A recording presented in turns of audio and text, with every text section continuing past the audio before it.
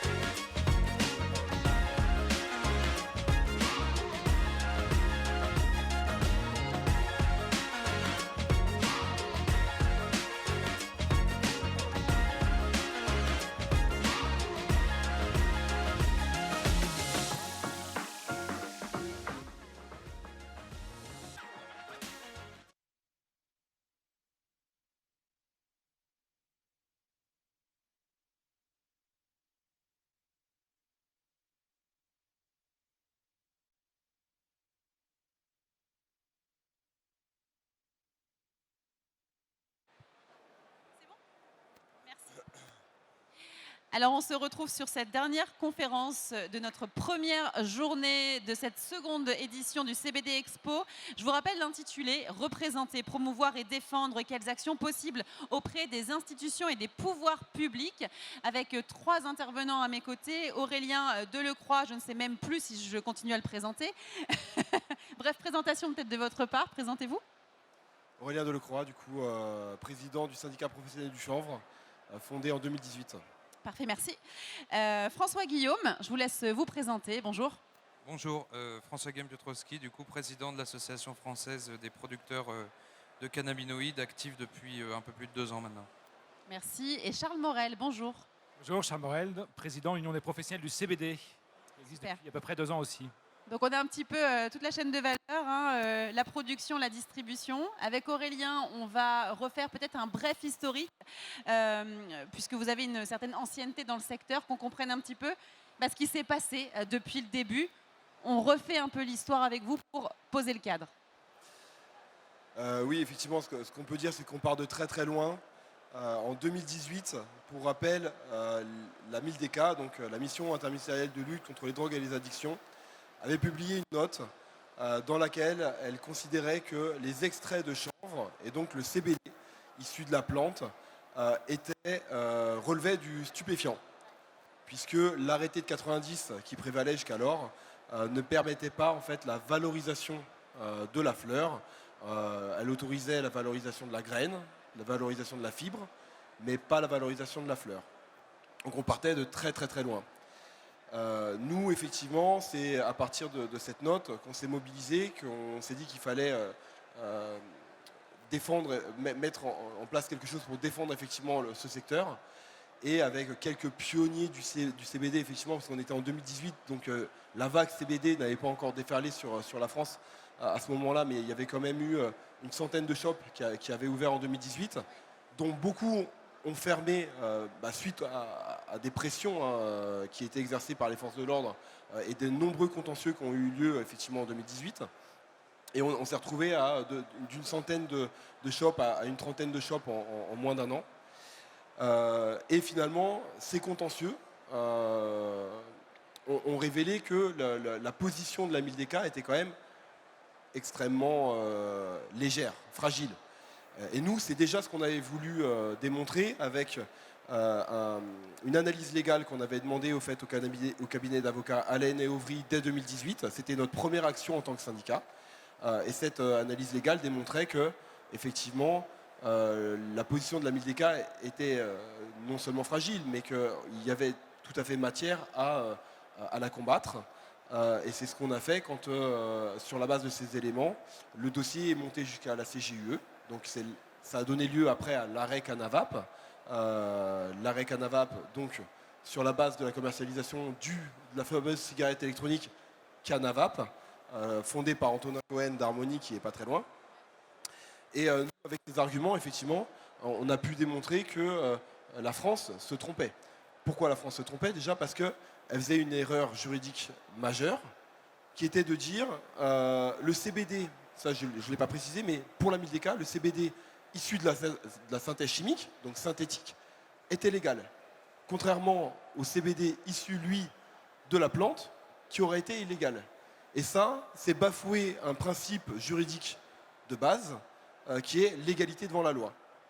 Les deux molécules ont les mêmes caractéristiques, il n'y a pas de raison que l'une soit légale et l'autre soit illégale. C'est notamment un de ces arguments qu'a retenu effectivement la Cour de justice de l'Union européenne.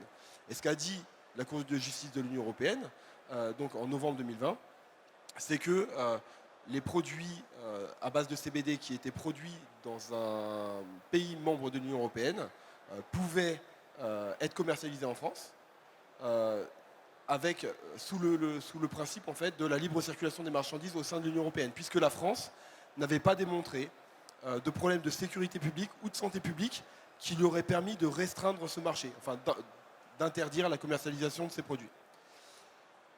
Donc voilà un petit peu déjà ce premier parcours. En 2019, on avait eu déjà et plus encore en 2020, on avait eu des très bons retours des différents contentieux où dans 80-90% des cas, les sociétés qui avaient été mises en cause s'étaient vues effectivement blanchies, entre guillemets. Donc ça, c'était déjà des bons signaux. Un très bon signal avec la CJUE. Et là, on s'est un peu tous dit, bon, bah, c'est bon, c'est gagné. Le droit européen prévaut sur le droit français. La France va se mettre en conformité avec le droit européen. Et la France a effectivement travaillé à un nouvel arrêté qu'ils ont annoncé en mai 2021, dans lequel ils prévoyaient effectivement d'interdire la fleur de chanvre brute et de n'autoriser que les extraits. Pourquoi? Bon, on ne va pas se mentir, hein, c'est le ministère de l'Intérieur qui est derrière cette interdiction, puisque déjà les produits à base de CBD déplaisent fortement d'un point de vue politique. Pour eux, c'est envoyer un mauvais signal que d'autoriser des produits qui sont issus du chanvre, en tout cas qui comportent des principes actifs issus du chanvre. Et on avait eu ce petit tweet de notre ministre Darmanin disant il est inadmissible que des produits à base de CBD se retrouvent chez Monoprix. Donc ça, on était début 2021, parce que pour lui, ça correspond en fait à banaliser le cannabis. Bref. Et donc, il pondent ce projet d'arrêté. Et là, de nouveau, on remonte au créneau au niveau européen. On fait un certain nombre de remarques, puisque la France est obligée, quand elle fait une modification réglementaire, et tu m'arrêtes si c'est trop technique, mais elle est obligée d'envoyer le projet d'arrêté à la Commission européenne. Dans ce cadre-là, on a le droit de faire des remarques qu'on a pu faire. Et quand l'arrêté a finalement été publié au journal officiel le 30 décembre 2021, on est monté avec Charles et avec d'autres entreprises au Conseil d'État pour excès de pouvoir et pour démontrer qu'en fait cet arrêté était entaché d'illégalité sur le sujet de l'interdiction de la fleur. Donc le Conseil d'État pour l'instant nous a donné raison, mais de manière provisoire, dans le cadre d'un référé suspension, parce qu'on a démontré qu'il y avait une notion d'urgence, et que le temps que le Conseil d'État puisse examiner notre recours au fond, donc dans le fond du dossier, qu'il puisse avoir le temps, en moyenne c'est 1 an en fait, l'examen par le Conseil d'État d'un recours, et on leur a dit nous on n'a pas le temps, 1 an, mais tous les shops vont fermer, ça va être une catastrophe économique, il faut que au moins provisoirement, vous suspendiez cette interdiction. Donc ce que le Conseil d'État a fait. Et là, on devrait avoir on devrait avoir une décision du Conseil d'État dans les semaines à venir, du moins d'après les éléments qu'on a d'ici à la fin de l'année, sur ce recours au fond, pour savoir si le Conseil d'État va entériner ou pas la première décision qui avait été prise en référé. Ok. Voilà, donc je ne sais pas si je suis vraiment dans le thème. Là, je fais déjà une chronologie un peu des différents éléments juridiques oui, bien sûr. qui nous amènent jusqu'à aujourd'hui. Oui. Et effectivement, avec le syndicat, on a dû changer un peu de politique en fonction de tout ce parcours juridique, parce que la priorité, des fois, aller au juridique. La priorité, c'était des fois d'amener du conseil à nos membres, d'amener parfois du service, trouver des partenariats, etc. Donc on a évolué en fonction des priorités et ça n'a pas été simple, mais voilà, on espère avoir fait jusqu'ici du boulot, du bon boulot. Bon, on n'en doute pas quand même. Donc là, je pense qu'on a eu un bon historique de ce qui s'est passé depuis le début jusqu'à aujourd'hui et l'arrêté du Conseil d'État. J'aimerais parler à François Guillaume pour comprendre un peu l'enjeu de votre action à vous, de votre côté. C'est quoi l'enjeu ? L'enjeu, en fait, il est parti d'un constat qui était assez simple, hein, et c'est la jeunesse de la création de la FPC. De un, on est sur un marché français qui est peut-être un des plus gros marchés européens au niveau du CBD, et la part des produits français dans ce marché est infime. Il faut savoir que, bon, alors cette année on verra les chiffres, mais on table sur 90% des produits, et ici on peut le voir même dans le salon, qui sont des produits importés. Donc c'est vraiment un des constats du pourquoi aussi la FPC est née. Donc c'est une association de producteurs. Le deuxième étant l'enjeu, c'est que notre représentant professionnel pour la filière chanvre, c'est l'interprofession du chanvre, Interchanvre, et qui est uniquement intéressé jusqu'ici sur les sujets fibres-graines, qui sont un autre usage du chanvre.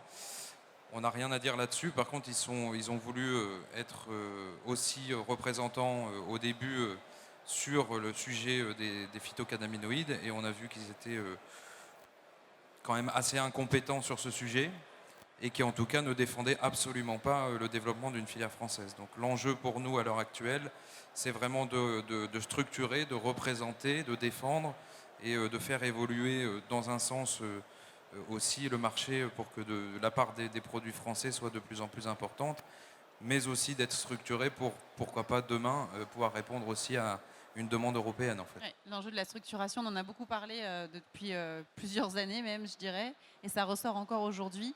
Merci. Charles, quels sont pour vous les grands enjeux de votre côté ? Parlons un peu de Bruxelles peut-être, de la France aussi. Alors, déjà au niveau national, évidemment, on a cet enjeu de l'arrêt du Conseil d'État, qui est quand même majeur parce qu'en réalité, tout est un peu à l'arrêt. C'est-à-dire que certes, il y a des discussions, il y a des contacts qui sont pris avec les différentes administrations, mais tant que le Conseil d'État ne s'est pas prononcé, il faut revenir quand même sur ce qu'était l'esprit de l'arrêté du 30 décembre 2021. C'était de liquider la filière, d'accord ? Immédiatement.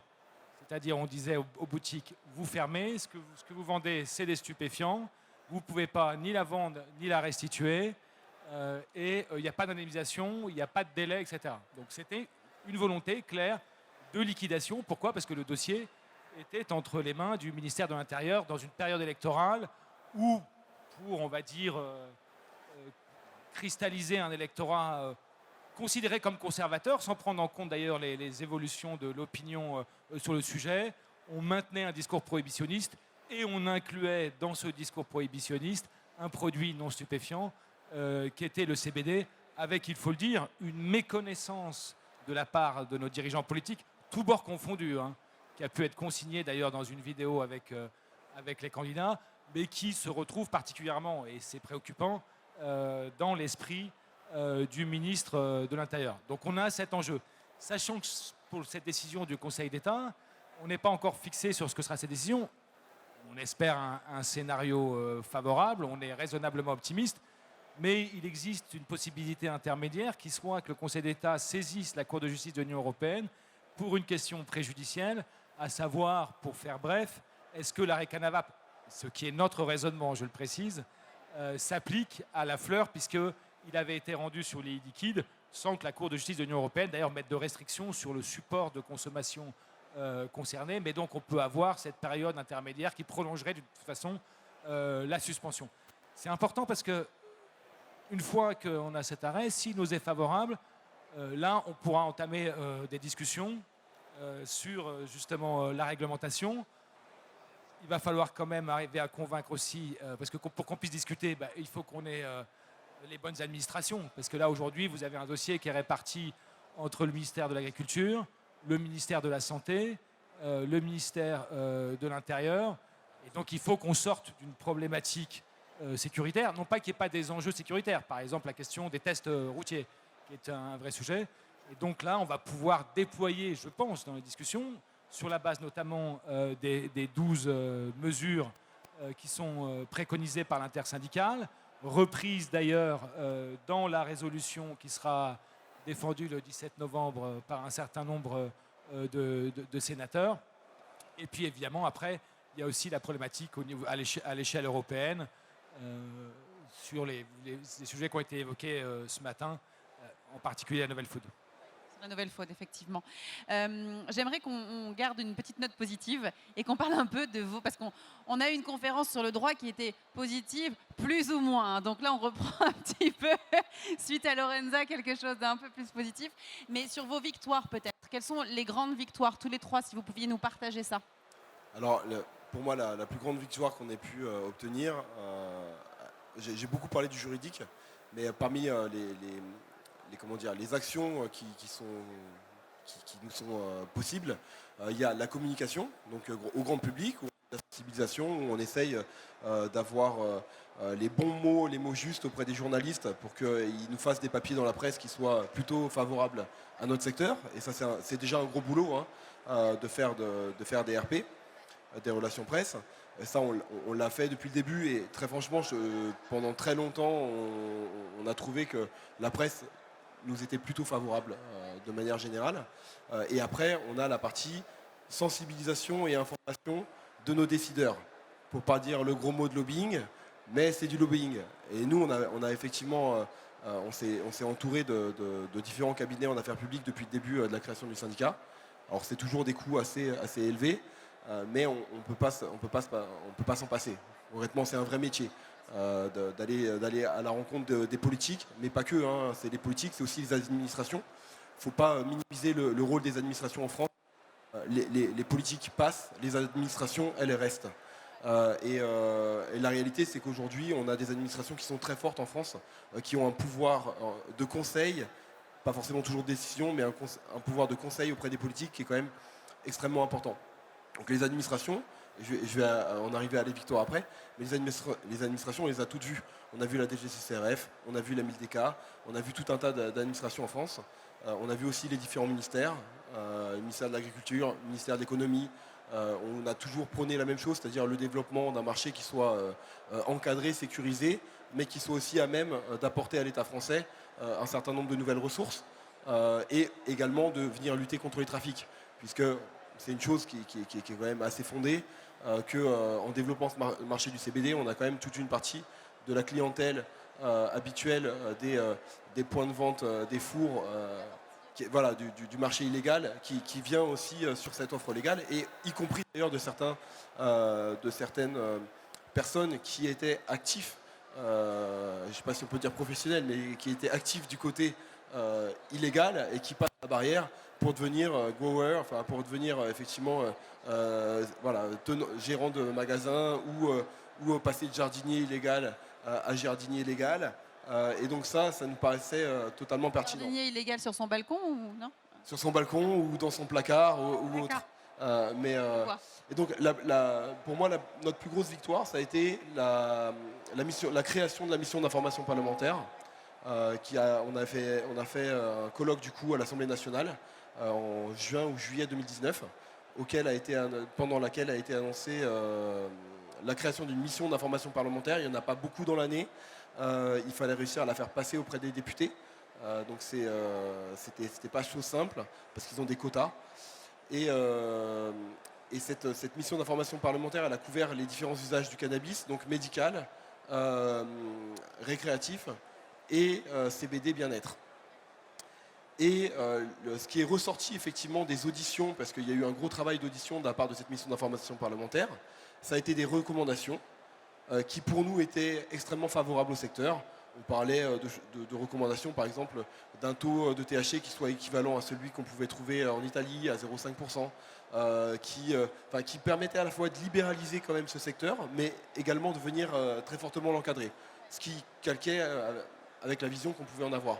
Et pourtant, cette mission d'information parlementaire a été majoritairement composée de députés de la majorité. Ce n'était pas une mission d'information parlementaire avec la NUPES, entre guillemets, qui n'existait pas encore, mais avec des gens plutôt à gauche, déjà, qui politiquement était plutôt d'une couleur qui nous aurait été favorable. On était plutôt LREM, voire comment dire, le président de la mission d'information parlementaire était LR, Romain Reda, pour ne pas le citer. Et ce sont des gens qui se sont fait leur avis et qui ont publié un rapport qui nous était extrêmement favorable. Et ça, pour moi, c'est l'une de nos plus grandes victoires. Après, la chose politique est faite telle que, malheureusement, ces recommandations et ce rapport, il est un peu venu soutenir le bureau de notre ami Darmanin. Et même si les députés ont trouvé ça totalement révoltant, parce que quand ils travaillent pendant plus d'1 an sur des questions comme ça leur prend du temps, je pense qu'ils ont envie de voir le travail accompli reconnu. Ils sont allés toquer à la fois au cabinet du Premier ministre, puisqu'il ne faut pas oublier qu'on parle de l'intérieur, et on sait que l'intérieur manage un peu ces décisions-là, mais c'est le cabinet du Premier ministre qui prend la décision in fine, à travers la voix de la Mildeca, souvent parce que la Mildeca est directement rattachée au cabinet du Premier ministre. Et finalement, voilà, ils n'ont pas du tout tenu compte de ces recommandations, et malgré les protestations vives de nos députés, il n'y a rien eu à y faire, et c'est dommage. Mais on a quand même, en quoi c'est une victoire? On a quand même effectivement des recommandations sur lesquelles nous, on peut s'appuyer. On peut dire, regardez, il y a une mission d'information parlementaire qui s'est réunie, il y a eu des travaux qui ont été faits, il y a eu des auditions qui ont été menées, et ce qu'on demande, c'est pas complètement fou. On n'est pas, voilà, on n'arrive pas avec des recommandations qui sortent de nulle part. Elles ont été, entre guillemets, approuvées, ou en tout cas, les députés sont arrivés aux mêmes conclusions que nous. Et ça, c'était hyper intéressant d'un point de vue légitimité qu'on pouvait donner à nos demandes. Je comprends, c'est clair. C'est vrai que c'est des choses très positives. Un ajout sur les victoires, peut-être de votre part? Clairement, effectivement, c'est devenu beaucoup moins compliqué que, par exemple, il y a 2 ans, de parler avec des responsables politiques, de manière générale, de cannabis. On est sorti du carcan idéologique dans lequel on était. On peut aborder le sujet de la production de chanvre actif, et on le voit avec, par exemple, les sénateurs qui se saisissent de la question, ou, par exemple, cette semaine, une question au gouvernement qui a été posée par un député RN. Donc, c'est que le sujet n'est pas clivant au niveau des orientations politiques apparemment. S'il y a bien une victoire à retenir, moi en tout cas le constat que j'en ai, c'est qu'on était assis à peu près à la même date l'année dernière dans ce fauteuil, et on se posait encore la question si on pouvait décrocher nos fleurs et si on allait pouvoir les effeuiller. C'était la réalité exactement à la même date l'année dernière. On l'a fait, et puis c'est pas passé grand chose. Donc, et puis maintenant on nous a, alors toujours pas explicitement et définitivement donné le droit, mais en tout cas on a quand même réussi à avoir un cadre transitoire.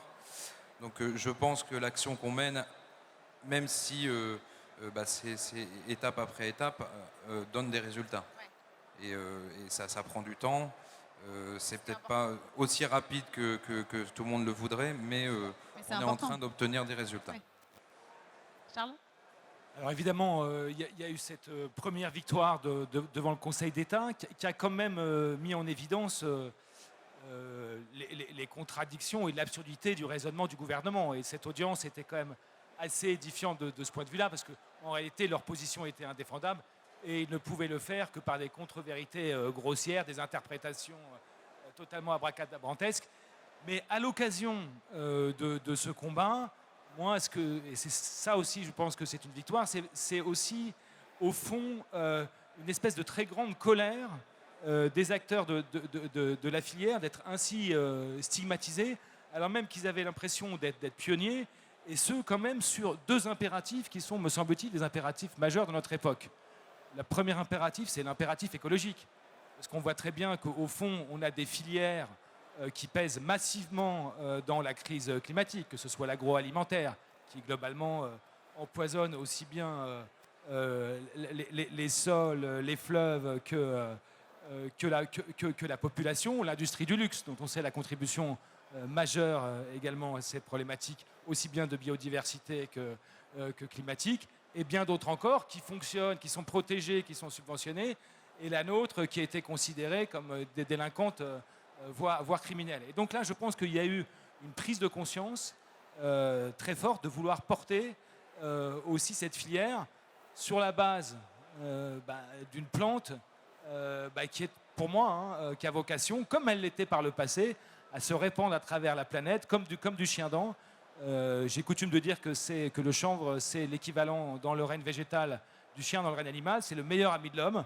On peut en faire toute une série d'utilisations. Autre filière, l'industrie de l'extraction minière, qui dévaste des paysages, y compris dans des territoires autochtones, qui détruit des écosystèmes. Eh bien, le chanvre offre des solutions alternatives. Et l'autre impératif, c'est l'impératif sanitaire, justement sanitaire ou de bien-être, de bonne santé. Et de ce point de vue-là, le CBD joue un rôle important, avec la conscience aussi de notre responsabilité, parce qu'on le sait, c'est le paradoxe justement de la réglementation française. Tu parlais du fait que seul le CBD synthétique était au départ autorisé, ce qui était totalement paradoxal, et au service des Chinois et des Américains. Là, les pionniers de la filière ont avancé ensuite sous le parapluie de l'arrêt Canavap, mais avec ce paradoxe qu'on n'a pas de produit français. Nous, on veut une fleur naturelle et française. Voilà. Et donc la victoire, pour moi, c'est une victoire sur la fierté, à porter ce combat avec peut-être ce moment. Il y a eu cette étape du rapport qui a été très importante. Il y a eu l'action de l'AFPC qui a mené aussi à la QPC et à la définition qui a été donnée par le Conseil constitutionnel, très intelligent, très politique, le Conseil constitutionnel qui n'a pas évidemment eu l'audace de censurer les textes qui lui étaient déférés, mais qui, dans un attendu, a donné une définition des stupéfiants qui nous a permis d'avoir cette première victoire, qui vient avec d'autres victoires devant la Cour de cassation. Il faut rappeler, c'est à l'administration d'avoir la charge de la preuve du caractère illégal des produits qui sont commercialisés. Et la Cour de cassation qui fait clairement référence à l'arrêt Canavap. Donc nous avons bâti ce droit, des acteurs individuels et puis ensuite des syndicats qui travaillent main dans la main pour d'abord sur cette ligne de front, la légalisation définitive de l'ensemble des produits de CBD.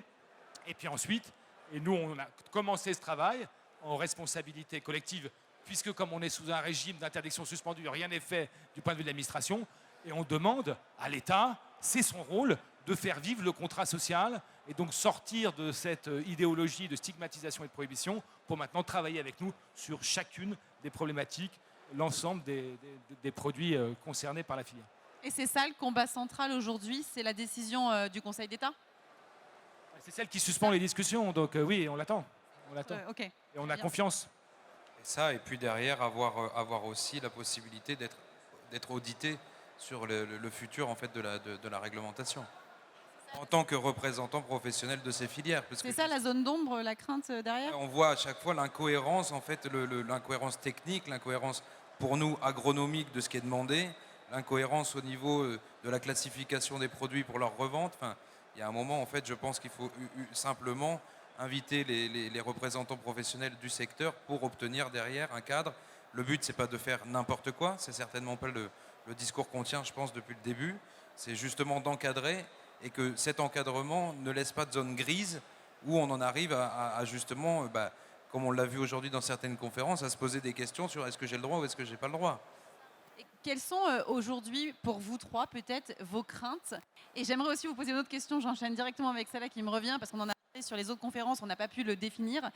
Comment on distingue facilement la fleur de chanvre du fleur de cannabis ? Parce que ça, la question a été posée, on n'a pas eu le temps d'y répondre. Et je pense que c'est important de le dire. Alors effectivement, ça fait partie des arguments qui ont été développés par l'État pour essayer d'interdire la fleur de chanvre. Et dans leur mémoire, ils disaient qu'il n'existait aucun test permettant de différencier l'un de l'autre. Et nous, on leur a prouvé le contraire. Donc dans leur mémoire qu'on a publié, on leur a présenté un fournisseur avec des tests rapides qui fait tout de suite la différence entre une fleur à 0,3 et une fleur en dessous de 0,3 et une fleur supérieure à 0,3. Donc des moyens techniques, il y en a. Et il ne faut pas oublier de rappeler que de la même manière que la charge de la preuve, comme tu le rappelais Charles, est du côté effectivement de l'État, les moyens à mettre en œuvre, l'obligation de moyens, de ce point de vue-là, elle est aussi du côté de l'État. Donc imaginons même que ce test n'aurait pas existé, il aurait pu être à la charge de l'État de demander à un labo de développer un test pour différencier l'un de l'autre. Un petit peu comme les tests, on en parlait, routiers, sur l'alcool, etc. On aurait pu développer ce test, qui aurait permis aussi d'aider les forces de l'ordre, peut-être, à dénoncer le trafic. Et ce test existe déjà en plus. Oui, C'est ça qui est- je crois qu'on l'avait fait l'année dernière ici. Alors, l'année dernière, on avait ramené un test suisse à 1%. Ah, c'était ça. Et en l'occurrence, on a dû se tourner vers les États-Unis où le taux légal est à 0,3 pour trouver un fournisseur qui fasse le même type de test, même en l'occurrence un test encore beaucoup plus simple et encore beaucoup plus pratique, que j'ai pas pensé du tout à ramener aujourd'hui, mais qui en plus fonctionne avec une application et qui permet d'enregistrer le résultat du test. Donc, Il y a des moyens techniques. il y a les moyens qui sont en techniques qui place, en existent. tout cas. Après, c'est un blocage plus idéologique sur lequel, effectivement, Oui, on au fait moral. œuvre de conviction, en tout cas, auprès des différents interlocuteurs. Mais c'est vraiment un travail de longue haleine. Et comme tu le rappelais, effectivement, une partie de la victoire, c'est de voir que ça s'est ouvert. En 4 ans, ça s'est ouvert. Les réflexions ne sont plus du même ordre, entre guillemets, et on a passé un cap. Et ça, c'est vraiment satisfaisant, même si la route peut être encore un peu longue. Il y a peut-être encore des problèmes de morale, effectivement, au sein du gouvernement. On en parlait avec l'ancien député écologiste là, qui est venu présenter son livre. C'est ce qu'il disait, hein, c'est que la morale était encore présente au sein des députés, alors que 70% d'entre eux seraient favorables à la légalisation du cannabis, mais n'osent pas le dire encore. Donc peut-être que on va y arriver avec ces décisions du Conseil d'État, à ce que les langues se délient et qu'on n'ait plus honte finalement peut-être de parler de cette dépénalisation et de cette légalisation. Quelles sont, vous, vos attentes vraiment dans les mois qui viennent? Alors, on a compris, hein, le Conseil d'État, la décision novembre-décembre. Les autres attentes peut-être pour le futur du marché du CBD? En tout cas, nous, pour ce qui va être de la filière agricole, c'est très dépendant forcément de cette décision, hein. On a du mal à faire sans. Je pense qu'à l'heure actuelle, ce qui est un frein et qui va être levé par le cadre réglementaire, c'est celui de l'investissement. C'est compliqué à l'heure actuelle de créer des filières avec une certaine pérennité, de voir plus loin que l'échelle individuelle sans avoir d'investissement dans un outil de transformation ou autre. Et ça, c'est des investissements qui sont colossaux, qui peuvent être soutenus par des fonds européens, par de l'emprunt ou par du financement privé, mais à l'heure actuelle, c'est complètement en suspension. Donc, pour rentrer dans une espèce de forme on va dire de seconde étape au niveau de la performance de la production et de la réalité de la filière, ce qui, à mon sens, j'espère, va se débloquer et se développer par la suite, c'est vraiment ça, c'est l'investissement et la concrétisation de certains projets. Ouais. Et est-ce qu'aujourd'hui, vous êtes dans l'attente, on en parle beaucoup aujourd'hui du cadre réglementaire, Aurélien, est-ce que c'est aussi ça, des labels, on va parler demain de tout ça un peu plus en détail, hein, dans les conférences de demain, mais est-ce que c'est ça, cet aspect réglementaire de cadre légal pour vous qui est très important aussi? Effectivement, et je te rejoins sur le prolongement de l'idée. Aujourd'hui, en l'absence d'un cadre réglementaire satisfaisant, on essaye en fait de montrer l'exemple. Et c'est pour ça qu'on travaille en commun, les 3 fédérations, sur un label. Parce que effectivement, je veux pas abonder dans le sens de ce que disait Lorenza tout à l'heure, mais si on veut effectivement ne pas être... il faut vraiment être irréprochable aujourd'hui pour montrer que c'est un secteur sérieux, qu'il y a des professionnels qui ont envie de travailler dans des conditions qui soient les mieux définies possibles, à la fois effectivement avec un cadre propice à faire du business, on va pas se mentir, mais un cadre qui soit aussi sécurisant pour tout le monde, y compris pour le consommateur. Et du coup, le label, c'est pas une contrainte supplémentaire, justement, parce que c'est peut-être qu'on aura Non. des questions à ce niveau-là. Le label, en fait, c'est l'idée aussi de poser les bases de ce qui pourrait être fait, de ce qui pourrait finalement être un modèle pour l'État plus tard. Parce que l'État ne veut pas, en fait, aujourd'hui se poser cette question-là. Nous, on est obligé de se la poser ensemble. Effectivement, il y a Cana Tracking sur notre stand et la question de la traçabilité, on va faire une offre, en fait, Cana Tracking, d'ailleurs, intersyndicale, pour que cette question de la traçabilité, elle soit, qui aujourd'hui pêche énormément. Il y a un vrai défi, il y a un vrai enjeu, il y a un vrai défi de ce côté-là. Et c'est pour ça que ça fait 3 ans qu'ils travaillent sur un logiciel qui permette effectivement d'avoir une traçabilité parfaite de la graine jusqu'au produit fini, Et ça, c'est un motif de réassurance pour l'État, en disant, regardez, on est capable de le faire. Techniquement, l'outil est en place. Comme tout produit alimentaire, comme tout produit, Alors, on a besoin de traçabilité. On va vraiment respecter ça, comme je parle de la filière bovine ou ce genre de choses. On est sur ce modèle. On est sur des modèles équivalents, voire un peu plus poussés, parce que là, on fait appel à la blockchain pour des questions d'infalsification, enfin, d'inviolabilité des documents qui sont déposés, etc. Donc tout se fait sur blockchain public. Et c'est là que, on va dire que technologiquement, ça demande des choses un peu plus poussées, quoi. Très bien. Quels sont vos espoirs? C'est la question, là, bim, comme ça. L'espoir principal, c'est que le développement, comme il est en train de se passer, continue. Là, nous, on voit là sur on va dire les 3 premières années de production en France. On pourra aller plus loin parce qu'il y avait quand même quelques autres pionniers, mais on va dire que ça s'est réellement développé depuis 3 ans. Le niveau augmente, la qualité des produits augmente. Donc, il faut qu'on continue dans cette dynamique-là. Et après, pour rebondir sur ce que tu disais aussi, au niveau du consommateur ou autre, il faut savoir que... Je crois qu'il y a un problème. Okay. Les micros lâchent un peu, mais allez-y, normalement, ça devrait être réglé. Le choix qui a été fait au niveau des producteurs français pour la majorité, c'est de produire en bio. Et c'est peut-être à l'inverse, et bio certifié, pas bio. Je produis un produit bio, mais j'ai pas de certification. Parce qu'on le voit pas mal ici. D'avoir un produit certifié qui permet aussi une traçabilité et aussi une réassurance, parce que le chanvre est un recapteur de métaux lourds et de polluants, et à un moment, pareil sur les protocoles d'analyse, pareil sur la transparence du produit, on ne peut pas consommer un produit sans savoir ce qu'il y a dedans. Donc on va dire ce qui est la mise en garde et les étapes avant la mise en marché, elles doivent être réfléchies aussi.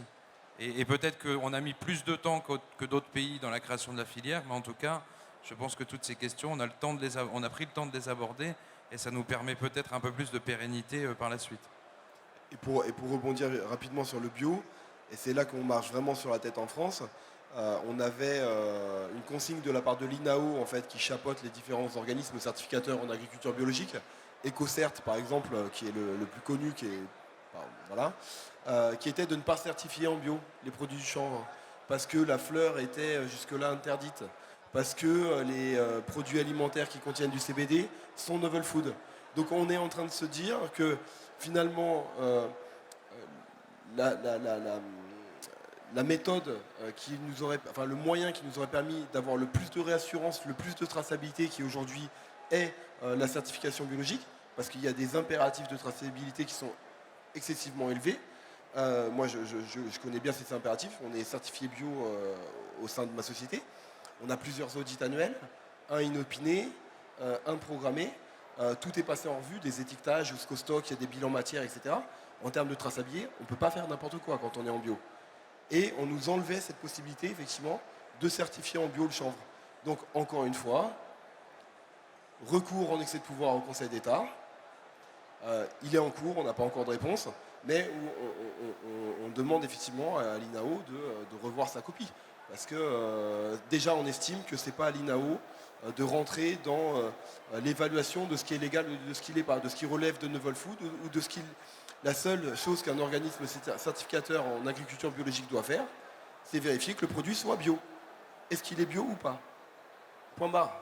Après, ils ne sont pas là pour dire est-ce qu'il est légal, est-ce qu'il n'est pas légal, est-ce que c'est du novel food, est-ce que c'est pas du novel food. Ils n'en ont pas les compétences. Et actuellement, François Morel, François Guillaume, pardon, qui défend François Morel, Charles Morel, François Guillaume. Bon, j'ai fait un mix un peu dans les noms et prénoms. J'ai reçu pas mal de monde là, du coup, faut vraiment pas que je me trompe. François Guillaume, qui défend les intérêts actuellement du chanvre? C'est-à-dire pour la culture? Si on prend le représentant professionnel qui est l'interlocuteur privilégié du gouvernement, c'est l'interprofession. C'est comme ça c'est un partenaire social. Une interprofession est reconnue comme telle. Après justement, nous, en termes de nombre, comment on mesure la représentativité d'une organisation? Le nombre de personnes adhérentes, cotisantes, l'assurance et le chiffre d'affaires. Si on commence à parler du nombre, je pense qu'on va bientôt les dépasser. Et si justement on continue dans cette logique et je pense que c'est la direction qu'on a pris, c'est celle de travailler justement conjointement entre les différents syndicats pour justement être l'interlocuteur privilégié de l'État, des décideurs publics, sur les sujets relatifs aux principes actifs. Parce que sinon, on continue le sabotage qui est fait depuis 2 ans, qui est celui d'interroger en permanence des personnes qui ne sont pas en compétence, mais qui se permettent de conseiller le gouvernement sur ces sujets. Donc on peut tourner en rond comme ça pendant longtemps, quoi. Y a-t-il des ennemis sur le marché? Oula, personne ne veut répondre bizarrement. Hein. Pourtant, Non, on en avait parlé. On en avait parlé en off de ça. Vous m'aviez donné une réponse là-dessus. L'année dernière? Non, quand on a préparé cette interview. Là, je vous donne un petit... Je sais pas si on peut vraiment parler d'ennemis. Tu penses à qui? Il n'y a pas vraiment d'ennemis? Vous voulez que je vous donne vos éléments de réponse? Ça dépend d'ennemis sur quoi, du côté de la commercialisation Bah, vous me parliez d'un sentiment global sur l'interprofession, qu'il y avait un blocage aujourd'hui, donc c'est plutôt... Je réitère ce que je viens de dire. Concrètement, jusqu'ici, le signal qu'ils envoient, c'est le sabotage. Enfin, c'est clairement de bloquer le sujet et de ne pas permettre le développement de cette filière. Il faut se rendre compte quand même qu'on a eu un rendez-vous avec eux à la veille de la réécriture, qui nous a, à l'époque, on était en discussion avec eux, notamment parce que on est des chanvriers, donc on veut être représenté par notre interprofession. On a été traité à l'époque de dealers de drogue. Voilà, c'est le terme qui a été employé. Donc voilà. Dans un second temps, les arguments qu'on avait avancés, qui étaient des arguments techniques, ont été repris dans l'arrêté et ont été empêchés. C'est-à-dire notamment la pratique du bouturage, la rehausse des taux, parce que faut savoir que le protocole d'analyse qui à l'heure actuelle fait foi n'est pas cohérent. C'est-à-dire qu'on fait des mesures au champ, mais derrière c'est le même taux qu'on doit appliquer dans les produits finis, par exemple. Donc c'est complètement arbitraire. On ne sait pas où est la limite qui doit être franchie ou pas. Que c'était sur l'obligation, par exemple, d'imposer le catalogue variétal français, alors qu'on est quand même soumis à la politique agricole commune, qui est une politique européenne. Enfin, voilà, des exemples, on en a. Et le dernier on va dire, coup sublime, c'était de l'obligation de contractualiser avant la plantation avec un industriel. Enfin, ça va à l'encontre de toute liberté d'entreprendre, en fait. Donc, on voit dans quelle dynamique ils sont. Donc oui, est-ce que c'est des ennemis identifiés, en tout cas en termes techniques de la filière. Ouais, bien sûr. Je ne sais pas si on peut parler d'ennemis. En tout cas, tu disais légitimes. Ils sont légitimes sur la fibre. Ah, mais clairement, voilà. On n'a rien à dire sur leur domaine. Il y a déjà un problème de légitimité même sur la graine. Je vais passer les détails, mais voilà. Et clairement, ce qu'il faut comprendre, c'est que Interchanvre, c'est de la grande culture. Ça relève de la grande culture. Nous, on a essayé, mais on s'est fait effectivement boycotter encore une fois. Mais on avait essayé effectivement de changer de département au niveau du ministère de l'Agriculture. Et on est passé par le département qui gère non pas les grandes cultures, auquel est rattaché le chanvre et l'interchanvre, mais par le département qui gère les plantes à parfum aromatique et médicinal, qui est une autre filière et qui serait beaucoup plus légitime, et on a eu beaucoup de discussions avec cette filière-là, qui serait beaucoup plus légitime à venir encadrer la culture du chanvre. Les principes actifs, c'est leur domaine. Ils produisent pour l'industrie du complément alimentaire. Ils produisent même pour l'industrie pharma. Ils y connaissent quelque chose. Ils ont une légitimité, même en termes de traçabilité, de pratiques agricoles, d'itinéraire culturel.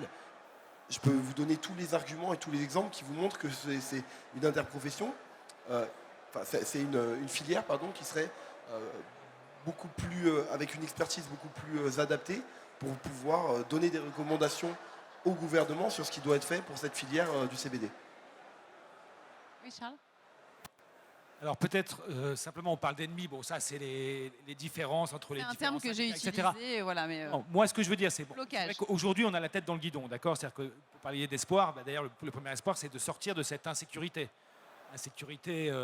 juridique, dans l'attente, sachant qu'on mène des combats en commun et on mène des combats particuliers, ce qui permet d'être un peu à 360. On a nous attaqué par exemple le décret sur le cannabis thérapeutique parce qu'il y avait un risque sur la commercialité des produits CBD. A priori, ce risque est levé, à en croire le mémoire du gouvernement. On a des attaques sur les tests routiers qui sont une atteinte à la commercialité des produits CBD. Donc on a aussi ce combat à mener. Et puis après, on a toutes les difficultés pratiques quotidiennes des acteurs du CBD, assurance, banque, etc. Donc déjà, c'est sortir de cet état de vigilance permanente, d'insécurité, et pour nous, de sortir la tête du guidon et de voir les choses à long terme. Et à long terme, d'abord, je pense que chacun a sa place, dès lors que les règles sont bien définies, chaque filière, aussi bien celle à terme, parce que c'est inévitable, c'est le mouvement de l'histoire, du cannabis récréatif, du cannabis thérapeutique, du cannabis bien-être, du chanvre industriel. Au sein de la filière du CBD, je crois que tout le monde a sa place, aussi bien les buralistes que les CBD shops qui ne jouent pas du tout le même rôle. Hein. On va acheter, on passe 30 secondes dans un tabac, on peut passer le temps qu'il faut dans un magasin spécialisé selon ses besoins, l'intérêt qu'on porte, les problématiques de chaque consommateurs, la grande distribution qui participe par la banalisation des produits CBD à l'extension de ce marché, hein, qui est pour l'instant, c'est à peu près 10% des Français qui consomment de manière plus ou moins régulière ces produits. En réalité, c'est toute la population qui a vocation à l'acheter, hein, en faire la consommation comme dans n'importe quelle enseigne, beaucoup plus d'ailleurs que d'autres produits. On parlait de l'industrie du luxe, par définition, qui n'est pas indispensable. Là, on a aussi bien pour l'alimentaire que pour le bâtiment, que pour la plasturgie, que pour les véhicules, etc., que pour le bien-être, une filière qui peut fonctionner avec l'ensemble des acteurs, une fois les querelles entre les différents syndicats réglés. Pour ce qui est de nous, en tout cas, nous, on travaille la main dans la main. Et puis, espoir, donc, à long terme, qu'on parle de la filière du CBD comme la filière du vin, avec ses terroirs, ses profils terpéniques, et avec un ancrage territorial. Je pense qu'on y arrivera. C'est un beau message d'espoir. Est-ce que vous avez un dernier mot avant qu'on passe aux questions du public pour finir, conclure? Ou est-ce que c'était une belle conclusion de la part de Charles? C'est une belle conclusion. Alors, on va passer aux questions du public. Si vous avez des questions, vous levez la main, on vous passe un micro pour poser une question à nos intervenants. N'hésitez pas. Sauf si vous avez eu toutes les infos. Il n'y a pas de questions? Si, devant. Allez-y, ouais. Bonjour. Déjà, félicitations et bravo pour ce que vous faites. Moi, je voudrais profiter de ce parterre parce que justement, ça concentre énormément. Les profils sont intéressants, donc je vais poser une question à moyen terme. D'après vous, pour harmoniser justement... Allô? Oui. Pour harmoniser justement le secteur, etc., d'après vous, alors je vais poser des questions un peu techniques, mais d'après vous, est-ce qu'il faudrait être dans une teneur de 0,3, de 1%, indoor, outdoor, greenhouse, etc. C'est-à-dire que idéalement, comme vous faites beaucoup de travail dans le fond, côté législatif, etc., pour que tout le monde puisse travailler, d'après vous, c'est quoi la vision d'une manière globale, à terme, c'est-à-dire à moyen terme, qu'est-ce qu'il faudrait faire, qu'est-ce que vous voulez vous-même proposer? 0,3, 1%, quelle qualité, etc. Donc, qu'est-ce qu'on a proposé ou sur quoi on est d'accord, en tout cas, au niveau en termes de taux, au niveau de l'intersyndical. Nous, le 1%, ça nous semble tout à fait pertinent. Il y a déjà des études qui avaient été menées par Swissmedic sur la commercialisation des fleurs à 1% qui avaient été validées. Donc, les Suisses, c'est pas des fous, hein, 1%. Dans des fleurs, il n'y a pas de problématique sanitaire, je pense qu'on peut les croire. Donc là, on est tous raccords sur le fait qu'on pousse 1%. Dans une moindre mesure, le 0,5 qui avait été retenu par la mission d'information parlementaire nous convenait déjà, en tout cas, c'est un bon pas en avant, en tout cas. Après, il y a d'autres types de préconisations qu'on a faites sur les étiquetages. Effectivement, il y a un vrai besoin d'harmonisation et ça, on vous rejoint tout à fait parce que malheureusement, le flou juridique profite généralement aux plus mauvais. Et par contre, les boîtes qui ont envie de faire correctement les choses, elles ont du mal à trouver les informations et à mettre sur le marché des produits en ayant une conformité pleine et entière, sans avoir des règles du jeu qui soient bien définies. Donc les traces de THC, les étiquetages sur les produits, etc. Tout ça, c'est des recommandations qu'on a déjà faites, qui avaient été poussées à la mission d'information parlementaire, mais aussi aux autres administrations. Mais oui, il y a un vrai besoin d'harmonisation. Après, plus ou moins long terme, je ne sais pas, mais ouais, c'est un besoin urgent. Et il y a l'échelon national. Mais il ne faut pas oublier, Lorenza Romanes l'a rappelé tout à l'heure, qu'il y a l'échelon européen. C'est aussi pour ça que c'est difficile pour les États membres des fois d'avancer, parce qu'ils attendent que l'Europe statue un minimum sur ces questions-là. Mais on sait que l'Europe ne statuera pas aujourd'hui avant plusieurs années, parce qu'il y a beaucoup de choses qui sont aussi corrélées au novel food, et que le novel food, ça ne sera pas avant 2 ans, et encore au mieux. Donc il y a beaucoup de choses malheureusement qui sont en stand-by et qui nous forcent effectivement à parler label, qui nous forcent à faire beaucoup d'éducation auprès de nos adhérents en leur disant voilà, nous en termes d'étiquetage on recommande ça pour telle et telle raison, parce qu'au-delà de la réglementation, et ça je pense que je le répète jamais assez, vous avez une obligation en tant que metteur sur le marché, c'est de mettre sur le marché un produit qui soit sûr. Donc il y a d'un côté le côté conformité réglementaire, et de l'autre côté, il y a la question de la sécurité de votre produit.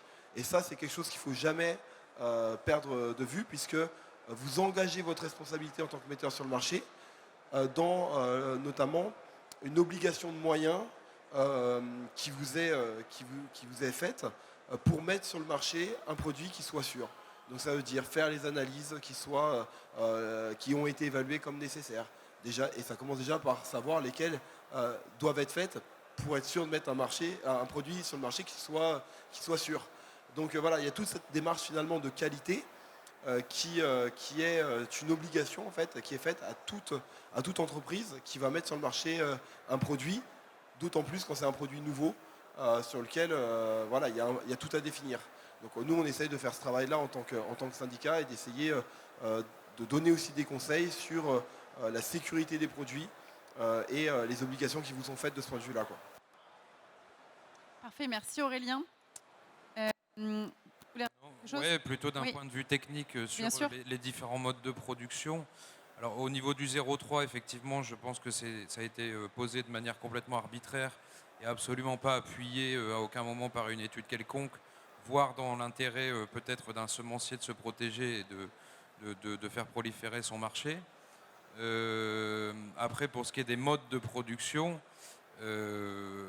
pour quelle destination, c'est surtout là, dans ce cas-là, pour quelle destination et quels coûts de production sont acceptables pour derrière faire quelle typologie de produit. Est-ce qu'on parle de biomasse pour extraction ou est-ce qu'on parle de fleurs? Après, la réalité à l'heure actuelle, qui est une contrainte et qui, j'espère, cette année va commencer à se lever, c'est celle de la disponibilité génétique.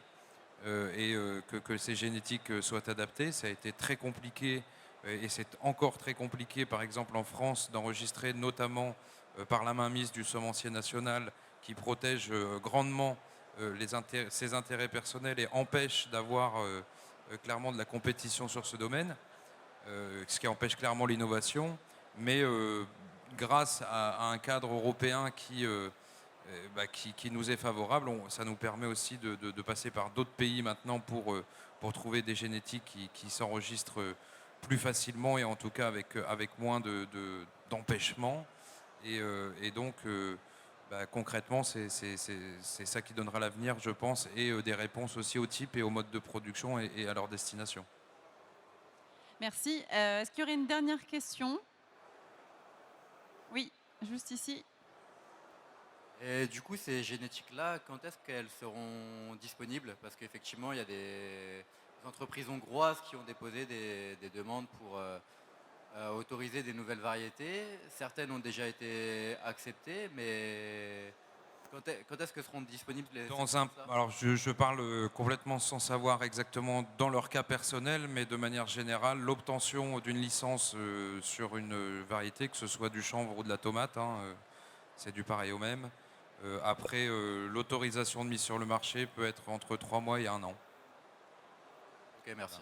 Et du coup, au-delà de l'obtention, au-delà du fait de rentrer sur le catalogue, il y a la question de la reproduction, c'est-à-dire que tu penses qu'ils seront prêts juste après l'obtention, tu sais pas? Dans leur cas personnel, je ne sais pas, mais si on prend le cas par exemple l'année dernière d'Enecta, ils avaient enregistré et la problématique qui s'est posée, c'est que la certification définitive est tombée en juillet. Donc tout le monde